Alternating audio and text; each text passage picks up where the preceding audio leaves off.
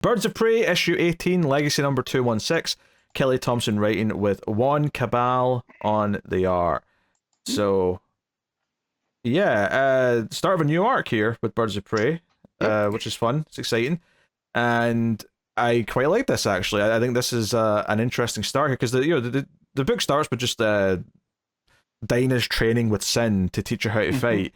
And just like basically beating the crap out of her, and she's like, "Hey, let's do a training session with powers." And she's like, "Are you sure you're ready for that?" And we just get like glimpses of like her scream versus Megira's like weird, powers with the vines and whatever it is.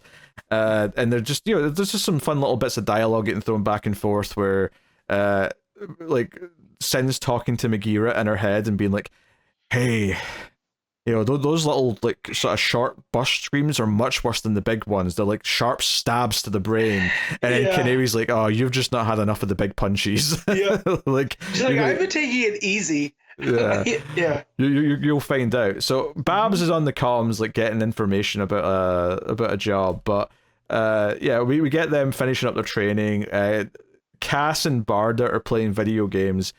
And this is just, again, some more of this fun character stuff that this book has, where Barda is pissed because Cass has once again won the fighting game where they're playing as their own characters, and Barda turns to Cass and says, "This is not possible. You cannot be reading my body language. It's a video game." And Cass just says, "Apparently I am." Seems like I am. Like, I'm happy to beat you again. Like, yeah, and then Barda crunches the controller. Yeah, just crushes it in her hand. Yeah. And then Cass is like, "Yeah, okay, it'll be harder now." And she looks sad because she wanted to play more of the game. Yeah. Good stuff. I do like on the screen where she's playing as Batgirl, right? It says Batgirl 2. I like that too. That was a nice touch, actually. Yeah. That was a fun little moment. You presume that Steph's in there as Batgirl 3 as well, which is just a fun little idea. So basically what Babs was getting on the comms, though, is that someone is coming for Sin. They're referring to Sin as the chosen one, some evil group, and they want to get to her, and they sort of decide as a group what they're going to do here. So it's like, hey, maybe we should set a trap somewhere that we can control, lure them in, and deal with them that way. So they basically get the idea to use one of their safe houses that's up on the coast, and they're like, hey, let's keep it sort of like, we'll just have it be Dinah and her sister as a sort of sister kind of getaway. It'll make them look more vulnerable. And Barda immediately just gets like, "Oh, we're not wanted, little bat. We don't get to go for the weekend getaway. Come on, we'll go do our own thing." And I was like, yeah, but I think the idea is that you're meant to be like ready in the shadows to like pounce when the bad guys attack. See, I took it as they didn't want the brute force. They're going to need it. This is more of a precision thing. Once the bad guys show up, though, you really want the brute. Regardless, like Dinah even says, like she realizes she's still on call, right? Yeah. So they end up getting their own mission. Actually, they end up getting sent to Constantine to help him with something. So I love this. So you do not want Big Barda, and her arms are crossed. Just the body language there. Yeah. It's so funny. No, the art here is really good. It really sells like her attitude. It's come on, little bat. We'll go do our own thing. Their relationship is my favorite thing to come out of this book. The Cass and Barda. Even in Batgirl, someone had called her a little bat, and I thought, oh man, that's a Kelly Thompson thing. Yeah, and Sin's like, hey, this getaway sounds good. I wish it was real. And Dinah says, maybe we'll have some real ones in the future then. So Constantine asks for help, says that he has to, he's like, hey, and Babs is like, I've only got Cass and Barda to send out at the moment. It's like, it's fine. Come on. Yeah, we're beyond the seam, so you have to get them here and help me like deal with this demon that I'm trying to put back wherever. So they've got their own little subplot, which is kind of fun.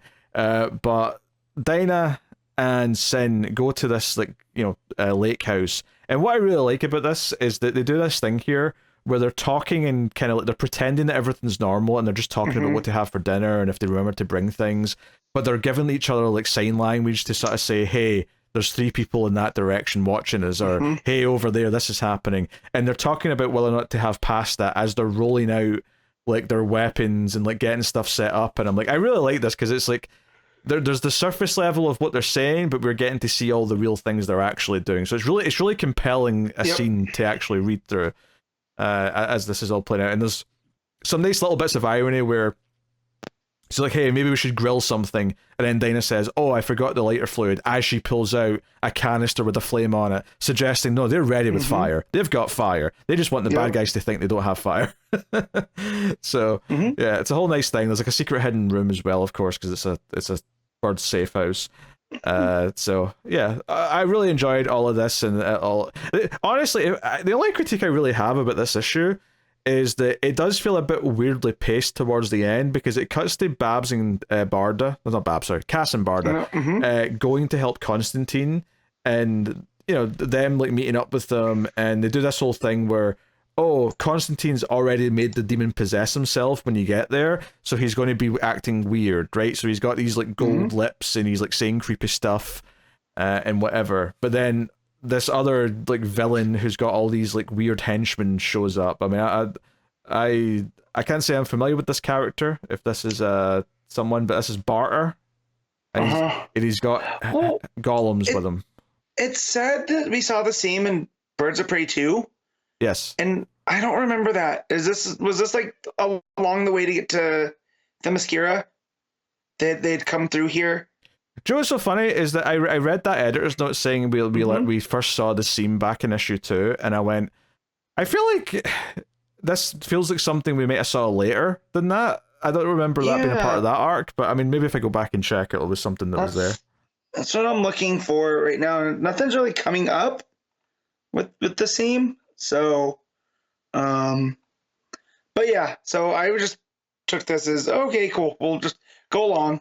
But yeah, these big golems that, you know, Barda keeps trying to fight, and they keep reforming. Yeah. And she's like, oh, yeah, I'm up to the challenge. Okay, maybe not. This is the thing. I thought this was a bit weird from a pacing, because we stay with this plotline for a bit, and we just go back to the sisters at the lake house for one page at the end to show that, oh, the bad guys are on the roof and they're about to come in, and the two sisters are pretending to just be hanging out watching TV or whatever.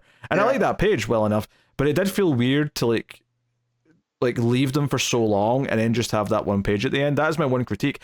That said, though, I did think the art was maybe at its best during this Barda stuff, when they're inside, you know, beyond the seam, and this guy's golems, whatever you like to pronounce it as, are like there, and she's trying to fight them. When she jumps off the roof and lands, I love the layout of this page, because the panel's shaped kind of like a slight arrow, and it kind of emphasizes the impact of her landing on the ground, because it makes it feel like the weight of her hitting the ground has like distorted the bottom of the panel. It feels like all of reality. Yeah, it feels like the bottom of the panel's been pushed down because of like the impact of her landing, and that just felt like such a cool, smart little comic book trick to give it a lot more weight and oomph. And then of course she keeps fighting them in these panels, and this next page, she does like a move where she actually holds on to the gutter of the comic book and sort of kicks over one panel into the other. So you can imagine that in the scene there's like a pole or something, but the way the art represents it is her coming out of one panel and kicking into the other one. It looks really good. It makes this fight, which, you know, on paper isn't that interesting a fight, because we've barely introduced who these villains are, but the art and the way it shows her fighting is so entertaining that you get really into it. Is like, okay, you're building me on this just on the merit of like how fun the fight is on its own. So yeah, and the way the panels are all angled as well gives it a kind of a pop out, like almost 3D effect.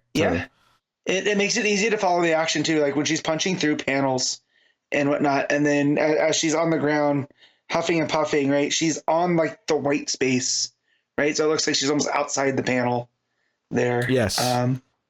So yeah, that's on the third page of it. Yeah, yeah, and again, it gives it this 3D effect of her popping out from the world. Just really smart, simple stuff. That, and maybe it's even more intended here because we're in this other world beyond the seam, where it's like, oh, this reality is a bit more, I don't know, malleable here or whatever. But either way, it felt really cool. But they kind of just keep coming to the point where she's surrounded by a ton of these big yellow golems. And she's like, okay, well, yeah, I'm suddenly happy that I'm not at the lake house now, because then I get to fight all these assholes. And then, like I said, final page is Dinah and Sin, just with their feet up on the couch. Although I love that the book next to Canary is a book saying The Art of Ambush, which could give me a little chuckle as some ninja-looking dudes are on top of the roof. So, no, I really like this. I like the one critique is the pacing's a little bit strange between the two plots, where it kind of just like goes over to the B plot for a long time for that fight scene. That said, though, that fight scene is probably the best art in the book. I mean, I love all the art with the sisters at the lake house. I think the coloring's great there. Yes. It really feels quite vivid and different, and of course all the negative white space and beyond the seam makes that feel like we're in a different world, so that's also really smart. But the layouts of that fight scene are what I really like. Barda like jumping and like affecting the shape of the panel, punching and like kicking around the gutters and all that kind of thing. Really, really good, smart artwork there. Yeah, because once they go through that, when they push to the wall and there's you'll find it. You gotta, like, you can enter the scene, but you have to feel it. Once they go through, none of the panels are like perfect straight on, right? Yeah, they're all at a slight tilt of some kind, you know. So it really gives this disorienting effect to that. So, but yeah, no, just good stuff all the way around. Again, I'll never be mad at Barda and Cass doing things. Yeah, actually, yeah, that's a good point. Is like when they first go through, like all the panels are angled, but they're all angled the same way. It's almost like someone took all the panels in the page and just like angled them all a bit on one side.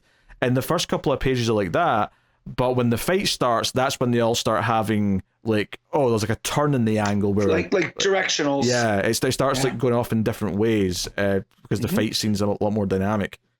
So I would really champion how good the layouts are once they go beyond that barrier, the seam. So really good stuff, and then everything else obviously still looks really good. Good character bits as this book always has. Funny and charming earlier. I like that it started slow. I like that it started with them in some downtime. I think one of the things that comics can be guilty of is feeling like they have to like start immediately with big things happening. It's nice sometimes to like ease into it, to like feel like, hey, these characters have lives that exist before all the action does, and I always appreciate that. Feels like they're living a life in between issues. Yeah. So really, really, really dig that. All right, what are you giving Birds of Prey, Matt? I'm gonna say 8.5. Yeah, I'm finding it hard to... I definitely don't want to go below that. I'm almost even tempted to nudge it up, but I'll say 8.5. Just for the pacing issue, I'll say 8.5, but it's very nearly hitting that 9 for me.